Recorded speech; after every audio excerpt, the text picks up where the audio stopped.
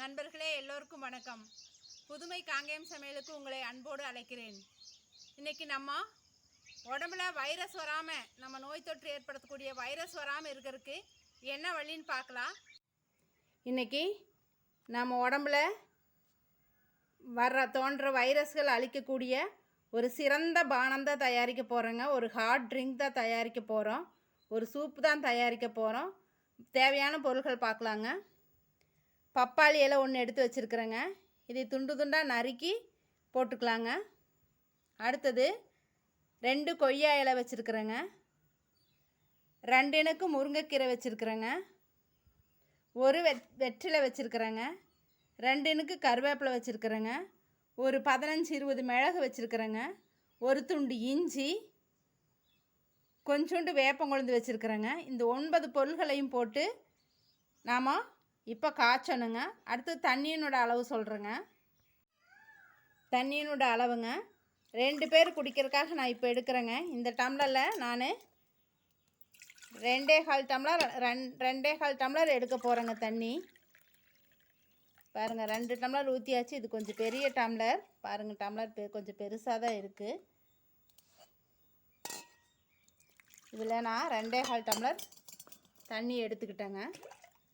தண்ணி எடுத்துக்கிட்டு இப்போ நான் எல்லா இலைகளையும் இதுக்குள்ளே போட போகிறேங்க.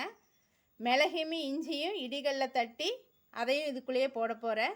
பெரிய இலையாக இருக்கிறதையெல்லாம் கட் பண்ணி நான் உள்ளே போட்டு ஒரு 15 நிமிஷம் காய்ச்ச போகிறேங்க.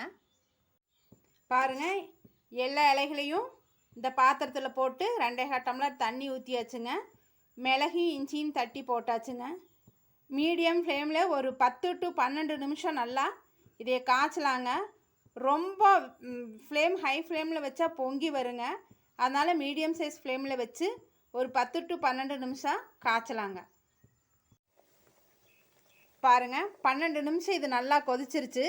இப்போ நச்சுப்பாக சேர்த்துக்கலாங்க. கொஞ்சமாக சேர்த்துங்க. நச்சுப்பாக சேர்த்தி பருப்பு கடையில் மத்தில் போட்டு நல்லா கடைஞ்சி விடலாங்க.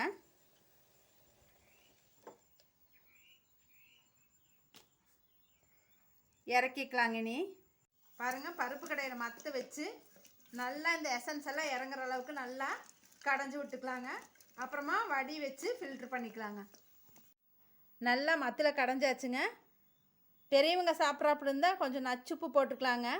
சின்னவங்க சாப்பிட்றாப்புல இருந்தால் தனியாக எடுத்துங்க. அது கூட நாட்டு சர்க்கரையோ அல்லது கருப்பட்டி அல்லது மண்டை வெல்லம் ஏதாவது கொஞ்சம் சேர்த்திக்கலாங்க. அப்போ தான் அவங்க கொஞ்சம் குடிப்பாங்க. கொஞ்சமாக சேர்த்திக்கோங்க. குழந்தைகளுக்குனா 2 ஸ்பூன் போதுங்க. 2 வயசுலேருந்து 5 வயசு குழந்தைங்கன்னா 2 ஸ்பூன் போதுங்க. 5லேருந்து 10 வயசு குழந்தைங்க அப்படின்னு சொன்னால் 1/4 டம்ளர் போதுங்க. 10லேருந்து 15 வயசு குழந்தைங்க அப்படின்னா 1/2 டம்ளர் கொடுங்க. 15 வயசுக்கு மேலே 1 டம்ளர் கொடுங்க. அதாவது 100 மில்லி குடிக்கலாங்க. ஃபில்ட்ரு பண்ணிக்கலாங்க. இப்போ சூப் ரெடிங்க. நாம் சாப்பிட்லாங்க. இது சின்ன குழந்தைகளுக்காக இருந்தால் இதில் 2 வயசுலேருந்து 5 வயசு குழந்தைகளுக்கான இந்த ஸ்பூனில் 2 ஸ்பூன் கொடுங்க போதும். வாரத்தில் 2 தடவை வெறும் வயிற்றில் கொடுக்கணுங்க. காலையில் 5லேருந்து 10 வயசு குழந்தைகளாக இருந்துச்சுன்னா 1/4 டம்ளர் கொடுங்க போதும். 10லேருந்து 15 வயசு குழந்தைங்கன்னா 1/2 டம்ளர் கொடுங்க.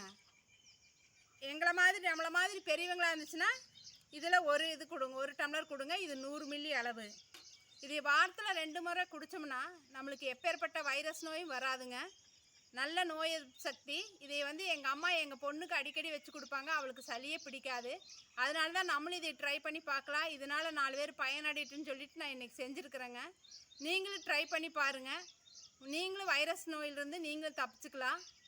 எங்கள் வீடியோ பிடிச்சிருந்தா லைக், ஷேர், கமெண்ட் பண்ணுங்கள். மறக்காமல் சப்ஸ்கிரைப் பண்ணுங்கள். இயற்கையை காப்போம், இனிதே வாழ்வோம். நன்றி.